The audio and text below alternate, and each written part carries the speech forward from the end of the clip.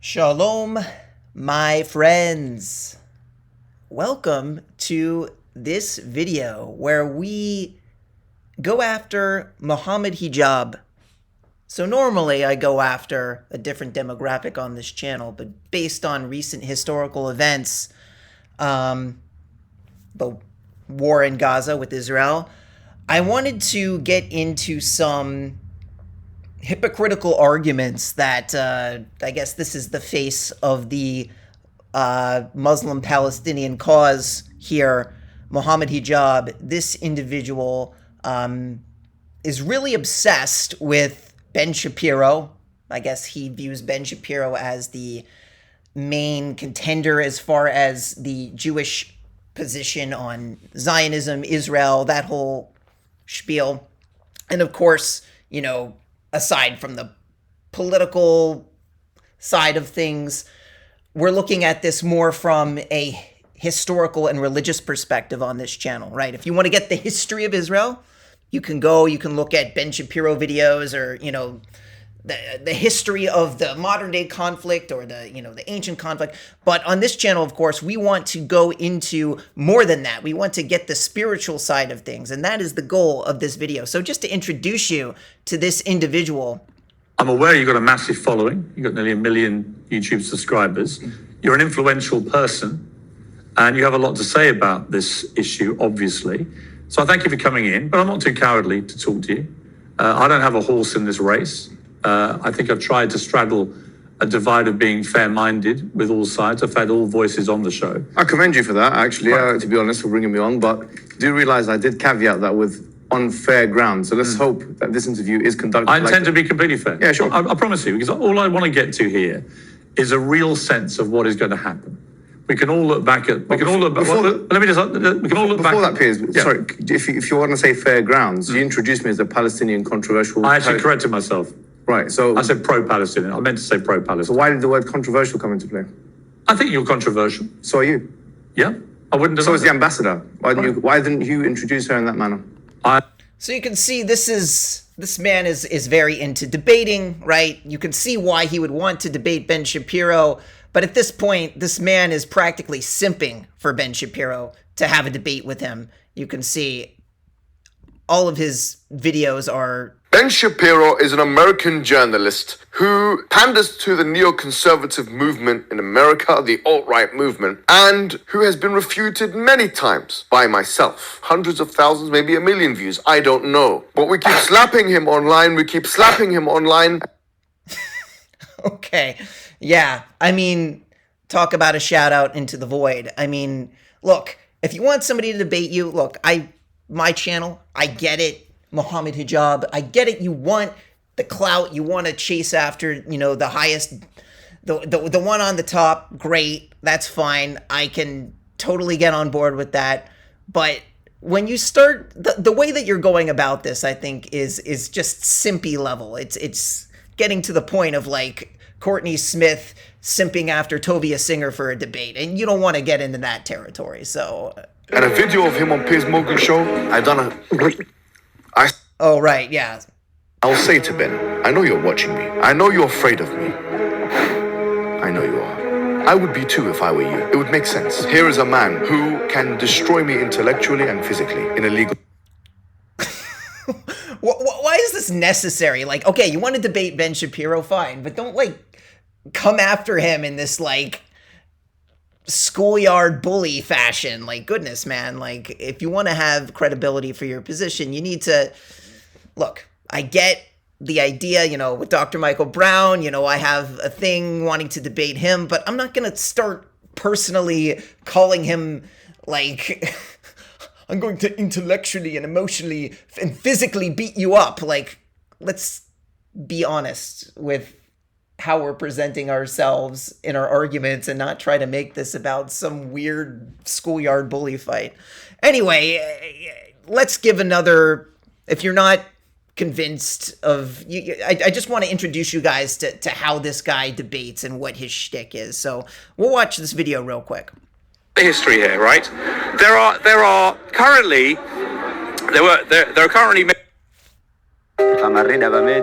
Well, I forgot about ads on YouTube, so let's maybe 10, 12 million Jews in the world, most of whom are happily living right now? Yeah, happily living in America and Brazil. I don't know where they are, right? Right here. Okay? At the end of the war in 1945, the Jewish nation had been completely decimated, right? You're talking about beyond, Jewish people? Beyond imagination. The Jewish Right. community Yeah, I accept. in Europe had No, been that's- decimated, you're right? Like the Palestinians are decimated.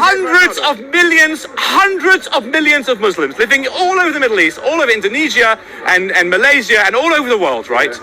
If Islam is such a beautiful, amazing religion of peace and love and charity, why couldn't the Muslim world say, you know what?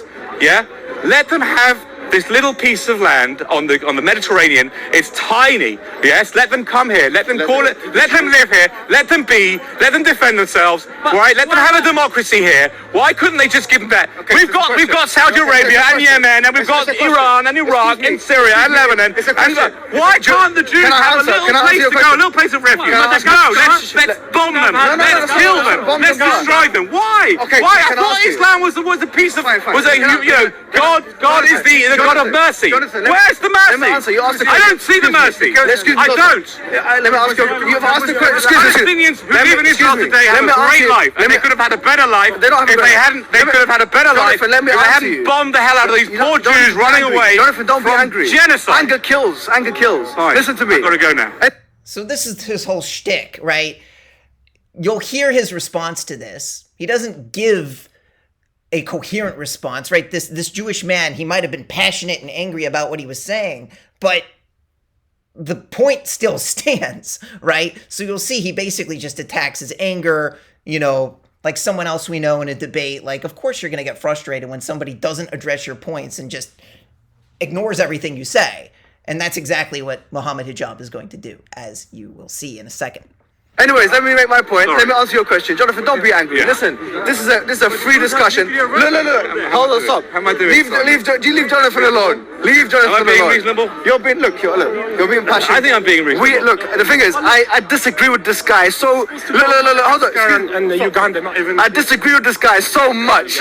See, look at that. I disagree with this guy so much. And he doesn't really have any substance because, honestly, this argument holds true to this day. And we'll get into it later in the video, but check it out. But yeah, look. I'm going to still smile. You haven't given one reason. I disagree. You haven't But I'm going to answer him. You haven't explained why you disagree. Okay, fine. Now, look, excuse me. Let me stop. You got 1 minute. I've got to go. I've got to go. This Fine. bride waiting me to sing. Let me answer what you've just said. Yeah. Basically, what you've I'm said a Levite. what you've said is nonsensical from. Do you hear that? He's no Jew. Literally, this guy, this Mohammed Hijab guy going around hanging out with these guys saying he's not a Jew. Are we Jews? Are we not Jews? Anyway, just accept that we're Jews. Just because you hate us doesn't mean you have to erase our identity as Jews. I don't care if you're a Muslim or a Christian or whatever you are. We're Jews. Acknowledge us as Jews. We have been Jews. We are descendants of the Israelites. This is why this has to be explained is absurd. A liberal, from an Islamic, from even a Jewish perspective. Excuse me, let me speak. What you've said is nonsensical from a liberal perspective. From Which bit of an what? Islamic- So Let me tell you what I said. What you said, which was nonsensical. That last comment which you made, that the Muslims have, and the Muslims as in one monolith of Muslims that are all meant to be one identity and one thing. They all have this, all of these countries like Saudi Arabia and Indonesia and all these countries. Therefore, why didn't they charitably give Palestine as, for the Jews that are suffering in Israel? In Germany. it's a very good idea. Okay, excuse me. People that live in Egypt are different from people that live in Indonesia. People that live in Saudi Arabia are different from people that live in Morocco. Hang on. You all got the same Quran. You So all what? got the same They are Allah. You all different got people. the same commands. Someone would to have be to be- merciful and to be generous So and to give up their homes. Give up their homes. Charity. Give up their You homes. have to give up your homes. What do we do then? Share them. Wow. So when this guy doesn't have an argument, he has to go and auto-tune the person's voice. As the great Radar Apologetics once said. You don't want people making fun of people's voices, bro. So don't do it, bro. Don't do it. Don't do it, bro. Don't do it. Share the home. Share the country. Share the country. See, this is what people do when they don't have an argument, right? Clearly, Mohammed Hijab has nothing to say. So he says, what about Palestinians? What about Palestinians? Yeah, what about the fact that Jews don't have any sort of country to call our home? when we have had that Israel is our holiest city, right? Or Jerusalem, rather, right? Jerusalem is our holiest city, right? As opposed to Mecca, which is the Muslim holiest city, right? It's unanimously understood in Islam that Mecca is the holiest city in the entirety of the world to Muslims. Jerusalem, right, for over 2,000 years, the past 2,000 years, before Muhammad was even a twinkle in his mother's eye, has been the holiest city to the Jews, where both holy temples stood, which predates Muhammad by thousands. The first temple, right, stood way before Muhammad even existed. So to claim that his argument, just to say, shit, and like try to auto-tune his voice, is a clear example of he has no answer to this. There's nothing he can say. From a geopolitical perspective, right? Even if you're not religious, right, and you don't believe in any of these religions, from a geopolitical perspective, it makes no sense what this individual, what Mohammed Hijab is saying, because there are no countries for Jews to live in, while you have, and we can show a picture of this, right? This is, check this out. Israel and Arab states map. Little tiny Israel. And then you have all these green Muslim countries. And they have tiny little Israel. Tiny little Israel. Right? In Saudi Arabia, right, you get your Mecca. You have your Mecca, your Medina, and then Jews have Jerusalem. And this individual, he's saying share Jerusalem. He's not even saying that Jews have to have the entire land of it. He's saying just share it, right? So we'll get into more hypocrisy as we go. From Mohammed Hijab here. So bringing up a good point about Mecca, like I just said. So this Jew asks a question that is very appropriate for this conversation. Can I come with you to Mecca? Yes, you can actually. On one condition. I've got to do the Yeah. Now, I'll do the shahada. No, let me tell you something. I'll give you a verse in the Quran that gives you a reason. It says that certainly the polytheists are impure, so they should not be allowed in the sanctuary after this year. What does it mean to be impure as a polytheist? In the sense that they are not Muslims, they are not monotheists, and this is the strongest opinion. So someone who does not have monotheism should not come into the sanctuary where there is monotheism. Can I come with you to Mecca? So basically what Mohammed Hijab is saying, oh yeah, you can come to Mecca as long as you take the Shahada. What is the Shahada? The Shahada is a conversion to Islam. You basically say there's no God but God, and then you say Allah, right? And then you basically profess Muhammad as the Moses, as like the greatest prophet of all time, right? That is a conversion to Islam according to what the Shahada is. Right? You can look up what it is if you're not familiar with it. Just imagine if Jews, right, in Israel said, you can only come to Jerusalem today as long as you convert to Judaism, right? But unless you convert to Judaism, you can't come here. Well, that's exactly what Islam has done with the city of Mecca. And you say, well, Jews don't have any significance in Mecca, right? Why would we want Mecca? And you're right. Today, we really don't care about Mecca. But Jews used to live in Mecca, right? In Saudi Arabia. Well, here's tribes in Medina, right? It says there were 3 main Jewish tribes in Medina before the rise. So this is in Saudi Arabia, right? This is the second most holy site in Islam, the city of Medina, right? So the second most holy city. And it says that there were Jews, right? There were 3 main Jewish tribes who lived there. And then also in Mecca, right? When we look at the history here, it says that there was a Jewish cemetery in Mecca, right? Around the time of Muhammad. So we existed in Saudi Arabia, yet we don't today. Isn't that interesting? How did that happen? How did that transpire? I wonder. We were kicked out of that area. And now were coming back to the land, which Israel has always been of religious significance to Jews since the beginning of our, since the times of King David and even before that, we've had a significance, and if you look on my channel, you know that Jerusalem is mentioned quite a lot. It is the holiest city in Judaism. Think about that from a geopolitical perspective. Just think about that for a second. Just look at that map. Tell me, is that fair from a geopolitical perspective, that all that green, right? So Mohammed Hijab's argument is, they're all different.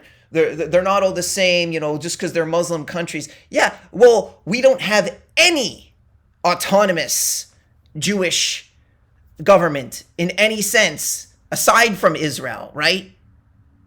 Not to say that the government is perfect or that everyone's okay with everything the government does, but from a geopolitical perspective, considering the fact that Jews do have this as our ancestral homeland and that we were kicked out of here over 2,000 years ago, this is well documented. This is understood by Christians. We know this. You can't deny this history from us.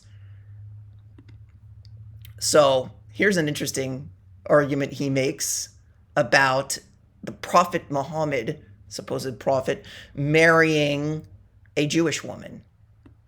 Let's take a look at this. I know it's impossible for a Muslim to be anti-Semitic. The Prophet married a Jew. And in fact, not only did he marry an ethnic Jew, the Prophet Muhammad, Safiya bint Huyay, he married an ethnic Jew, but he even armed her with ways in which she can combat anti-Semitism in her own community, telling her to mention her lineage back to Moses and Aaron. I personally think that's a bit of a fluff argument, because you can't say it's impossible for someone to be anything, because quite clearly. No, for a traditionalist Muslim. If my Prophet, and I'm a Muslim, has married a Jewish woman, okay, ethnically Jewish, yeah, and he gave her arguments for people that were being abusive to her to combat anti-Semitism in her own community. If I am being a faithful follower of the Prophet Muhammad, I surely should follow in his footsteps. And that's the kind of thing I have on my channel. I know. Yeah, so this is a fluff argument and it's absolute BS. Like, I can't, what are you even talking about? Because your prophet Muhammad married a Jewish woman, probably forcibly converting her to from Judaism to Islam. Like, so once again, so just to point out the fact that this proves that there were Jews in Saudi Arabia who lived in Medina, and we understand who lived in Mecca as well, right? Just the fact that Muhammad married one of these people when he was in Saudi Arabia. So even according to Muslim thought, this is a fact, just a fact of life. Why aren't Jews in Saudi Arabia anymore, right?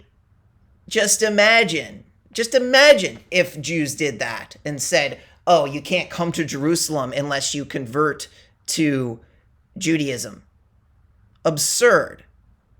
So then this is the end of the argument as far as who was there first, right? A lot of people like to talk about Israel as the occupiers, right? So it says you built this, and this is, this many years old, maybe a 1,000 and some years old, and then you have on top of this, which is over 2,000 years old, and you're saying that I'm the one occupying your land, right? These are the arguments that Muslim Palestinians who are, pro-Hamas, pro whatever, like from the river to the sea, all that rhetoric, they can't argue with this argument. They have to redefine the history. They have to make up some other sort of the focus on recent history to ignore the fact that this is the case from a geopolitical religious perspective of equality. There's absolutely no way that anyone can say that the Palestinian Muslims somehow have some sort of moral high ground, right? In terms of wanting Jews to basically, if you want a one-state solution, basically what Hamas wants is a one-state solution where, Muslims are in control.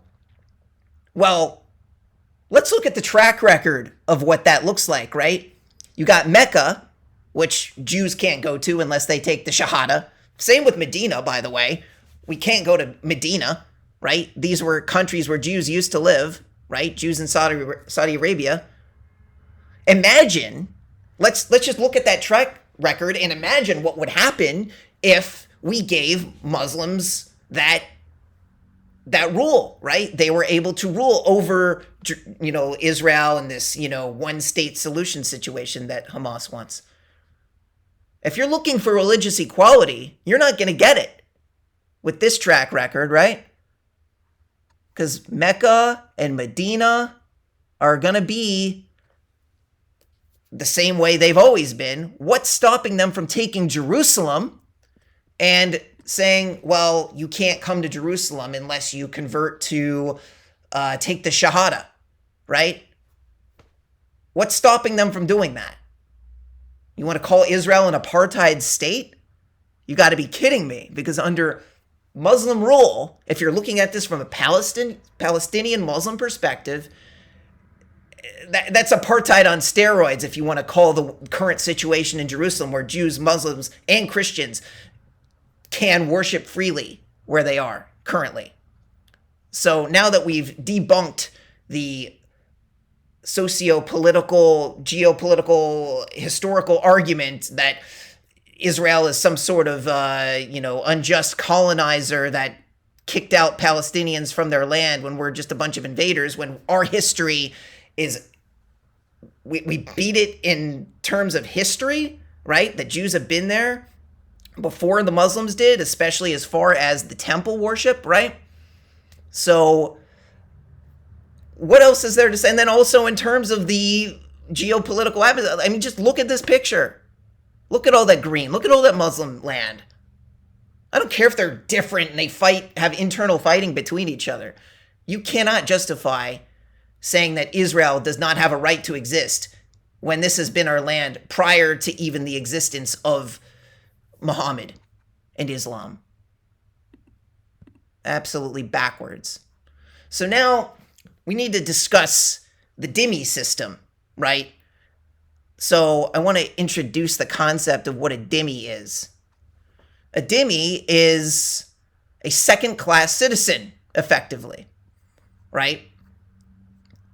Basically, they talk about people that have to pay a tax. I guess it's called the jizya tax or something, and they have certain things that they're restricted. Basically, in a Muslim-ruled land, dhimmis are treated as second-class citizens. Now, of course, Muslims are going to say, it means protection. It's so much better, Yeah, so we'll get into some of that, right? So it talks about how Jews were treated and on some level relative to their Christian neighbors who were murdering them, I guess, in, the Crusades or whatever this was. I guess you could argue it was somewhat better, marginally better to live in a Muslim land, but that's not saying much, right? It says there were a large number of restrictions to dhimmis. In a modern sense, dhimmis would be considered as second-class citizens.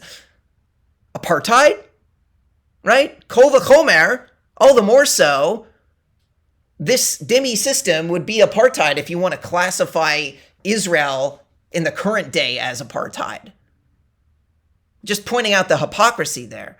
And it says that Muslim rulers would often humiliate and punish dhimmis, usually Christians and Jews, that refuse to convert to Islam. Because that's the whole concept of the dhimmi, is that they have to pay this tax in exchange for not converting to Islam. So they're made to feel inferior. That is apartheid. If you support Hamas and you support Muslim control over Israel, then you advocate for apartheid in accordance with what Islam teaches. And let's see a little conversation about this. I was going to say this. I said, if we want to do the comparison, it has to be a fair one. The Muslims have had empires from the time of the Prophet, right? We're talking about some significant times. There was Islamic empires. I've named like 5 or 6, I think, yeah? The Muwahhidin, Murabatun, all these are empires. or at least civilizations or states. Yeah. And in most of those empires, Jews existed. Yeah. And they continue to exist, yeah? In Muslim countries for the... Well, not today. Not today, a lot of them Some, left. Some in like, Morocco, some there's you a go. little bit- Yeah, if you go to Morocco, you'll see Jews there. You will see Jews there. I've seen... See, this Jew is being honest with it. Not today. You don't have predominant Muslim countries that have Jews just hanging out in them, right? It's just simply not the case today. And that's because we were kicked out of the lands, not because Muslims were so amazing to us. Maybe, once again, relative to Christian, crusades and that sort of thing during those times, I guess you could say it was marginally better, but nothing to brag home about how kind you were to Jews. Morocco, though. Yeah, I went to Morocco. I saw Jewish people there. Anyways. There are Jewish people in Morocco. Yes, I know. But if we were to do a fair comparison, we say, look at Israel. Let's look at what is referred to today as Israel on the map. Yeah. Okay. What's seen as Israel.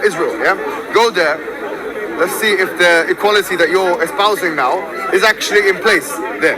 Would you agree that the equality that you're espousing or you're speaking about is not in place as it relates to the rights of Palestinians in what is referred to as Israel? Well, I would say it depends what you talk. By the way, I've never really looked a lot into the Israeli thing. In Speaker's Corner, because people ask me, I looked a little bit. So it's obviously very limited my knowledge. It's not really my interest or forte. But what I would say is, what it seems to me is the way I understand it is that if you're talking about like what I would call, for the purpose of this discussion, Israel proper, right, as in not the West Bank and not Gaza, right? Yeah. Then, as far as I know, they've got 100% equal rights, right? Is that what you think? Yeah. Even in those areas where the settlements are being built. Isn't that's... Oh, listen to that. Yeah, because under dhimmi rule, right, which these Muslims clearly want, that's not what they're going to tell you. They're going to pretend like, oh, look, the apartheid system, it's so discriminatory toward Palestinians. Well, we just read what a dhimmi is. We see how dhimmis are literally the dhimmi system of Islam under Muslim rule, right? If Israel was ruled by Muslims, that's how it would look. This is according to their religion. It would be an apartheid system. So that means all of this land, right, would be green. This little tiny blue here of Jewish land, Israel, be green.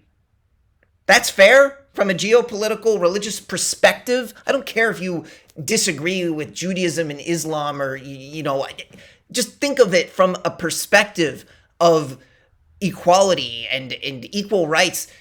Literally, you're just giving Jews zero autonomy in any sense and not respecting any of our history by forcing us to live under Muslim rule. And that's what these people want.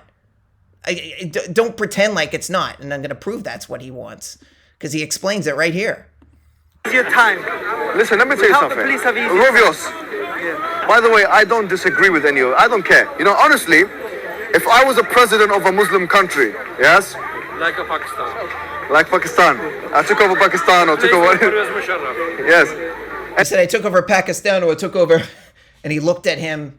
He says if he took over Israel, basically is what he's implicating. I think, let's be honest, that's what he wants. He wants to turn Jerusalem into another Mecca, right? Where, if you look at the track record, like we discussed, and I don't know why this is never brought up, what's stopping them from turning it into... You have to take the Shahada if you want to come pray in Jerusalem, just like they did with Mecca and Medina. What is stopping them from doing that? Any of those things, yeah? I would, and I had Jewish people in my country, yes? I would give them all of those rights. You know why? Let me tell you why. Because, wallahi, because the Quran tells me to. Yeah. Do you know at the time of the Prophet, and you can read, do you know there's a verse, very, very, probably the oft used verse against Muslims in this park, 9:29, Surah At-Tawbah, chapter 9, verse 29.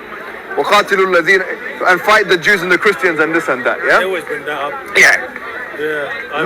Look at the exegesis of that particular verse, yeah? The tafsir of that verse.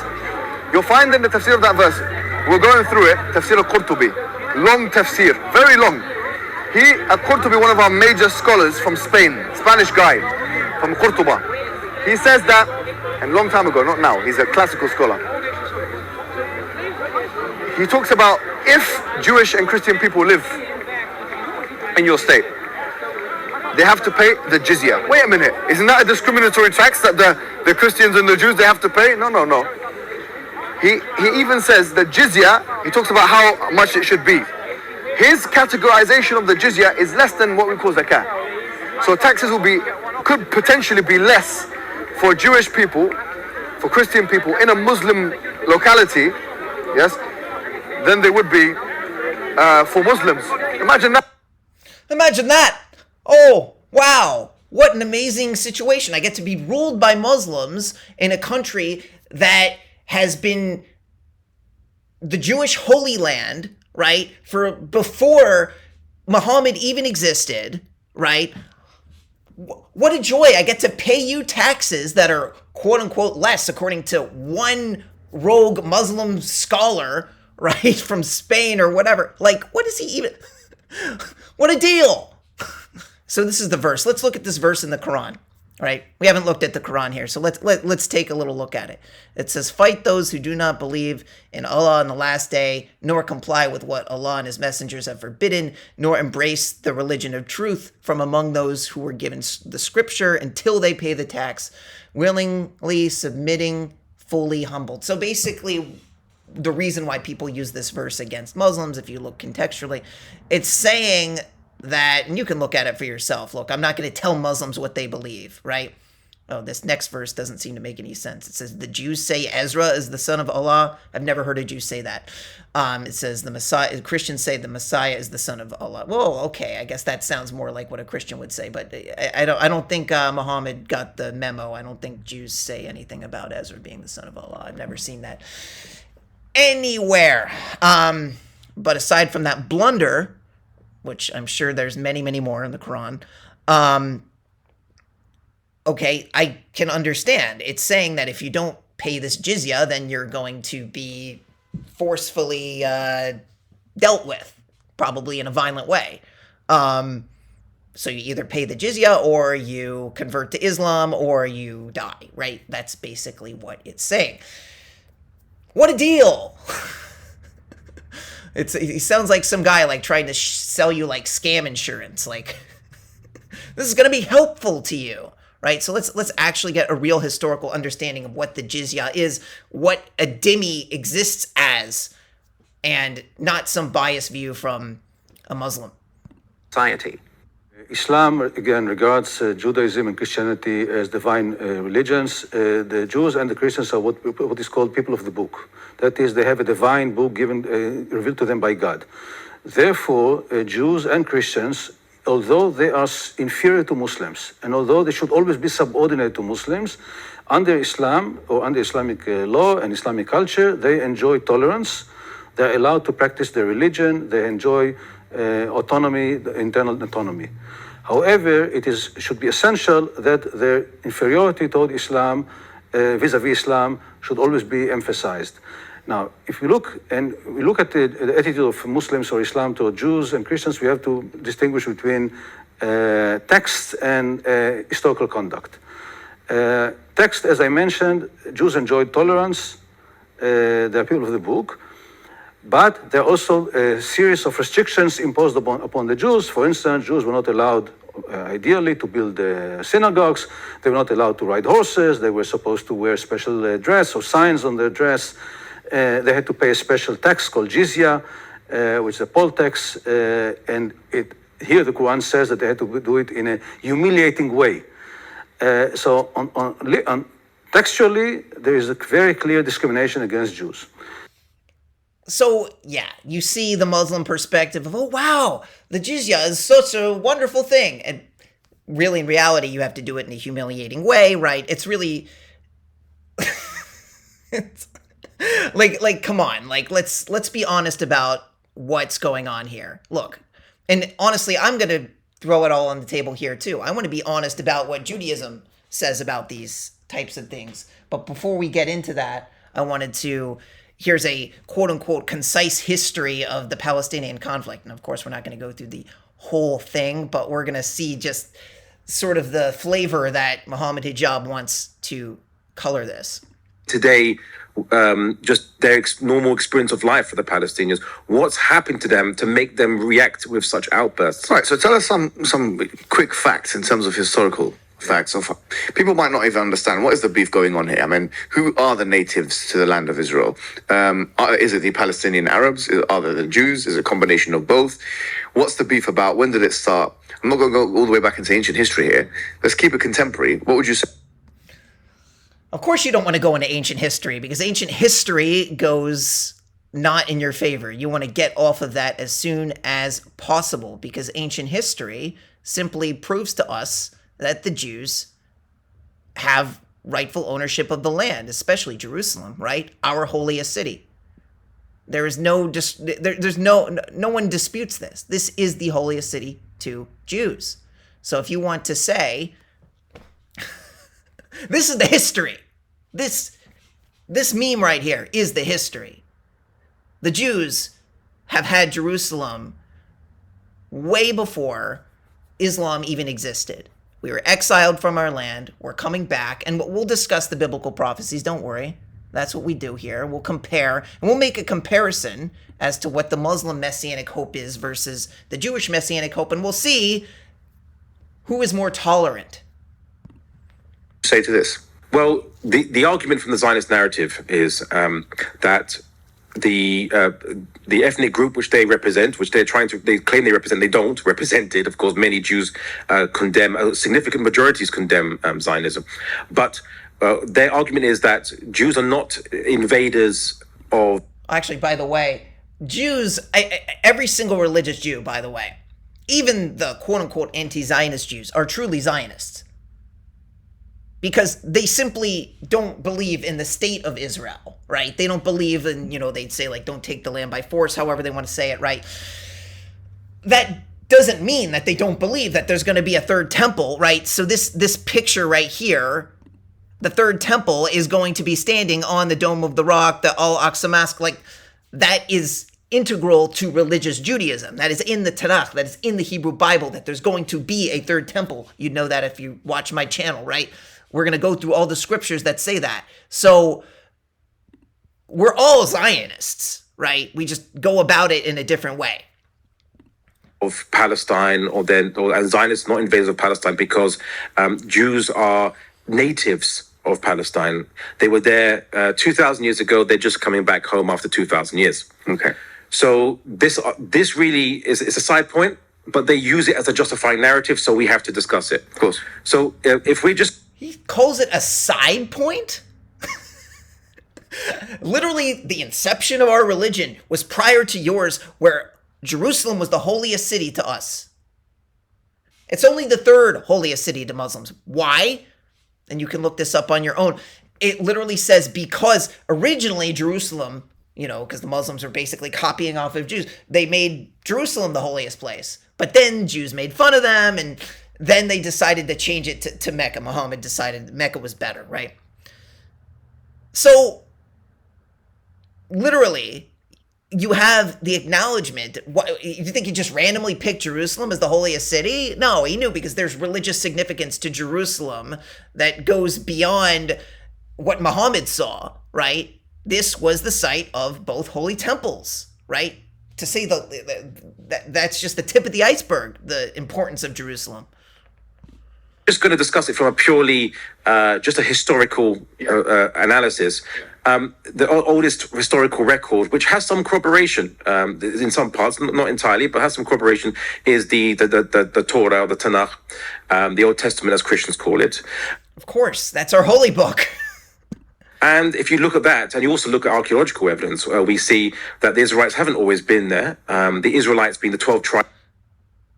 We were exiled. Of course they haven't. What are you even getting at? Tribes of Israel. Judah is one tribe of Israel, which then was used to call the Jews. They invaded the land. The people that lived there were called Canaanites, or the land was called Canaan, or Canaanites, with the inhabitants, and they were invaded, and there was a kind of genocide of them by the invading Israelite tribes, as reported. So you can hear genocide, right? Of course. So he's using all this sort of language to try and, basically reappropriating, they call, what we do in Gaza genocide, just to sort of reverse Holocaust propaganda on us and to say like, oh, look what you're doing. You can watch the news, the narrative, you can figure out what, the Palestinian propaganda is on your own as far as, Israel defending itself and these sorts of things and how they spin it as though, we're a bunch of warmongers after they attacked us in a terrorist attack, right? At the very least, Mohammed Hijab condemns Hamas on some level. I can at least give him a little bit of respect for that. Okay, so I think that's important to recognize that that's how we got here. There was a terrorist attack against Jews that was horrendous. But going back to his argument about Canaanites. What I find fascinating about this argument is that, can you tell me an ethnic Canaanite today who exists and is proud of their Canaanite heritage and wants to return back to their Canaanite land according to some sort of holy book prophecy? They don't exist, right? Can you tell me a Roman, right? Rome destroyed the Second Temple, right? Can you tell me Romans who want to go back to their land of Israel, or Persian or Babylonians? They don't exist. Why? Biblical prophecy was fulfilled, right? These aren't groups of people who, whatever their regimes were at the time that they were attacking and defeating Israel, they don't exist anymore. That's fulfillment of biblical prophecy. Yeah, I mean, you can take that or you can leave it, right? If you don't believe it's biblical prophecy, then show me a Canaanite today who says, well, I'm ethnically Canaanite, so I want to go back to my land of Israel, Canaan, right? You're not going to find it. It's too bad for you, but the Jews exist. The Bible says that we will always exist, and that's the way it is. If you don't want to say it's according to biblical prophecy, then whatever. What you do see in the Hamas charter, of course, is you have Muslims who, according to a hadith, will kill Jews, fight and kill them. And then the Jews will hide behind rocks, and the rocks of the trees will cry out, "Oh, Muslim, there's a Jew hiding behind me. Come and kill him." This is in the Hamas charter, right? So you can read this. You can do your own research. If you think I'm some sort of Zionist shill who's showing you information that isn't real, or no, this isn't really from the protocols of elders of Zion, or whatever it is, do your own research on it. There's clearly Hamas, the organization. It's a Muslim organization, okay? You want to say it doesn't represent all Muslims? Great, that's fine. I can totally be at home with that. But if you're supporting Hamas and you're supporting what they stand for, then you are standing for the destruction of Israel. You are standing for what this hadith says about killing Jews. Oh, we don't want to kill all Jews. We just want to kill the state of Israel. Okay, once again, I guess if you're not a religious person and you don't like the state of Israel because you think we're some sort of colonialist empire or something like that, just look at this picture and tell me about Jews in our history and tell me that we are being greedy with the land that we want for ourselves, that our ancestors had over 2,000 years ago and beyond. Say that to my face, right? This is a part of not just history, but also our faith, right? It says in Zechariah chapter 8, explicitly, in the Messianic times, right? We discuss this over and over and over again. So the reason I'm discussing this is to show what it's going to look like in the times of the Messiah, right? According to Muslims, we can expect the Mecca and Medina situation, where Israel is landlocked and only Muslims can go in to pray, and you have to take the Shahada to go into Jerusalem, right? That's what happened in Saudi Arabia. Jews lived in Mecca and Medina at one point. We were kicked out. And now only Muslims can go pray there. You got to convert to Islam to do that. So under the future Muslim messianic expectation. I would, and if you're a Muslim and you want to explain to me what you believe in the comments, feel free. Mohammed Hijab, if you want to respond to this video, I doubt you will because you're too busy simping for Ben Shapiro. Great.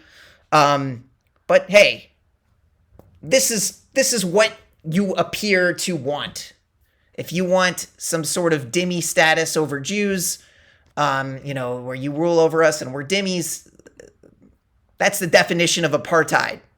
And if you're going to call Israel an apartheid state, then you sure as hell call the one-state solution of Palestine under Hamas or Fatah or whatever Muslim, Hezbollah, whatever Muslim organization you want. That is apartheid on steroids.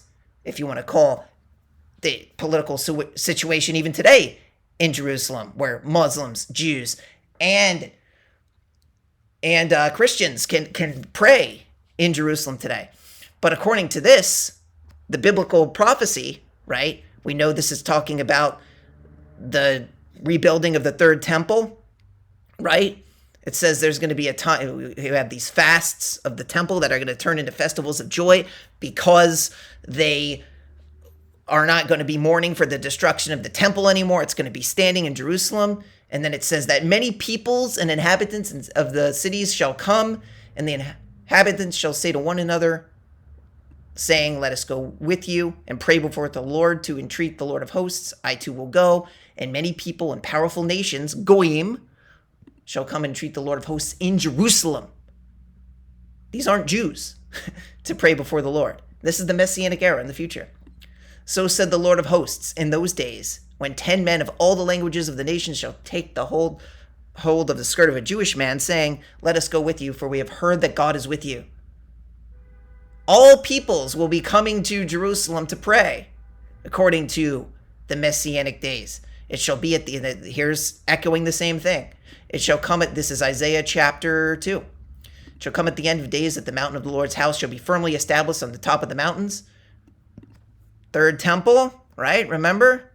This blue area is going to be where the third temple is going to stand.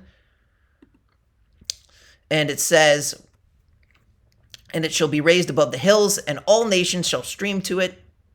And many people shall go, and they shall say, come, let us go to the Lord's mount, to the house of the God of Jacob, and let him teach us of his ways.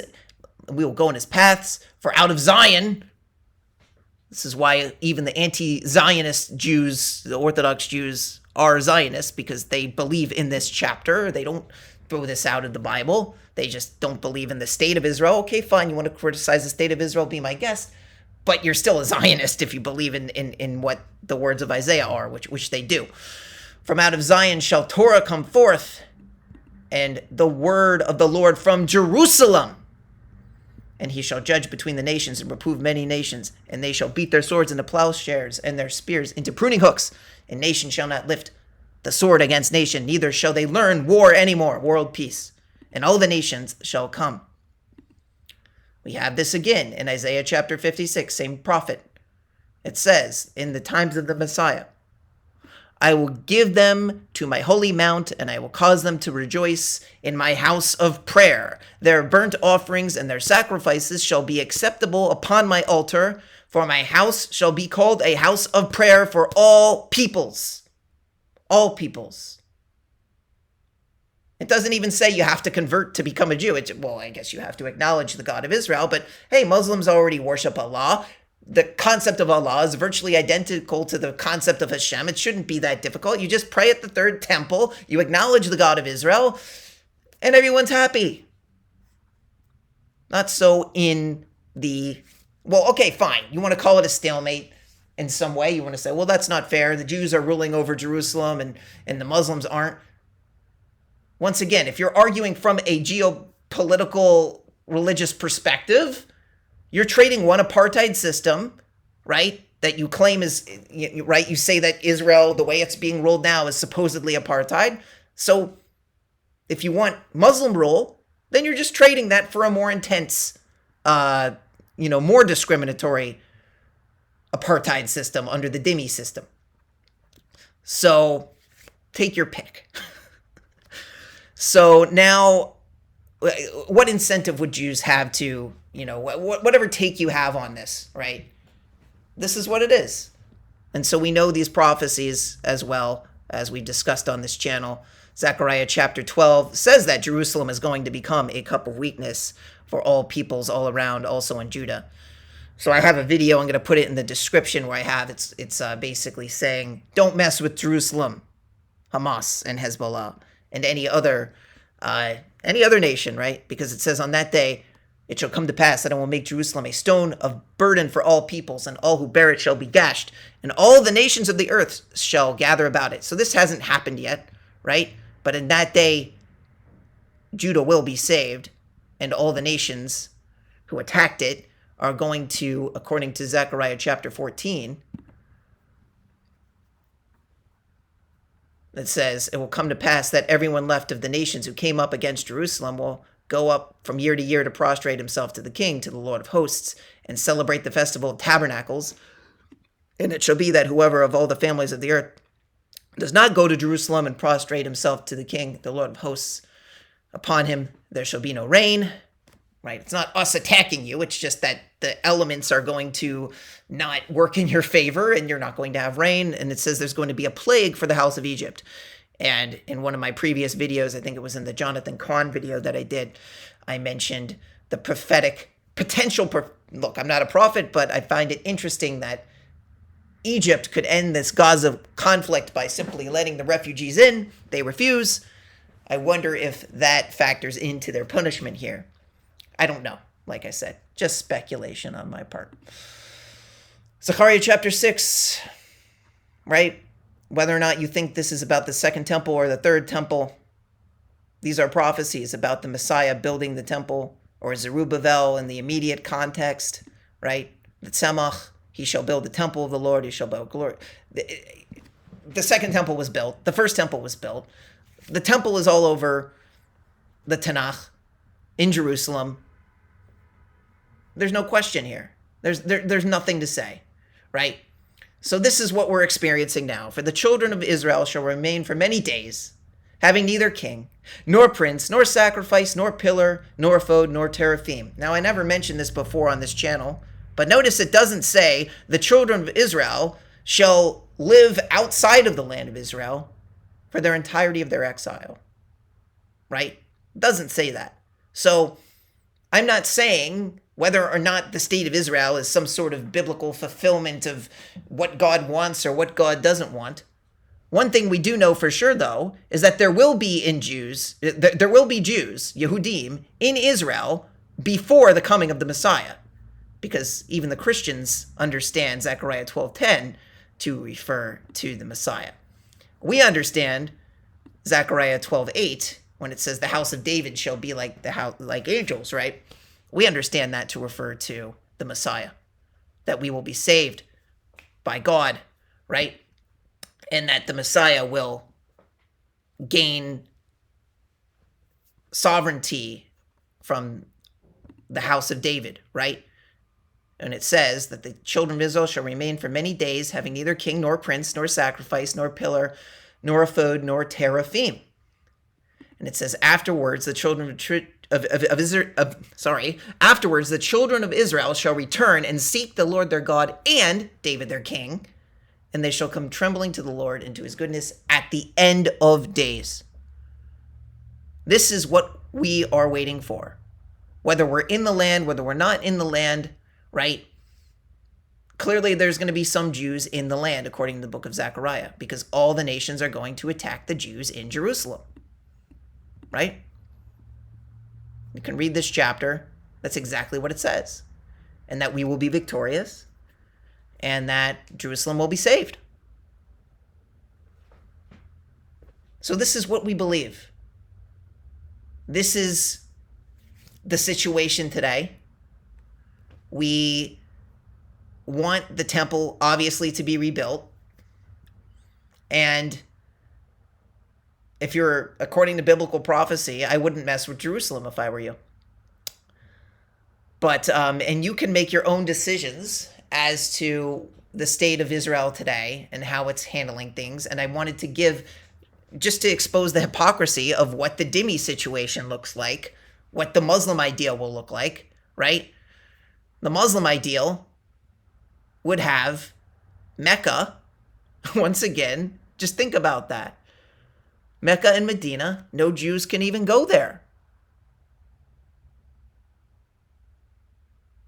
Imagine what it would be like if Muslim Palestinians ruled over Jerusalem, ruled over Israel in a one-state solution.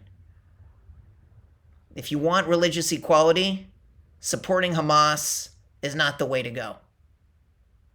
If you hate Jews, all I can say is don't mess with Jerusalem. I don't care if you're a Muslim, a Christian, an atheist, don't mess with Jerusalem. I hope this video has been a blessing to you. Mohammed Hijab, you want to respond? Be my guest. Ben Shapiro doesn't want to deal with you clearly. I'm here. Shalom Aleichem.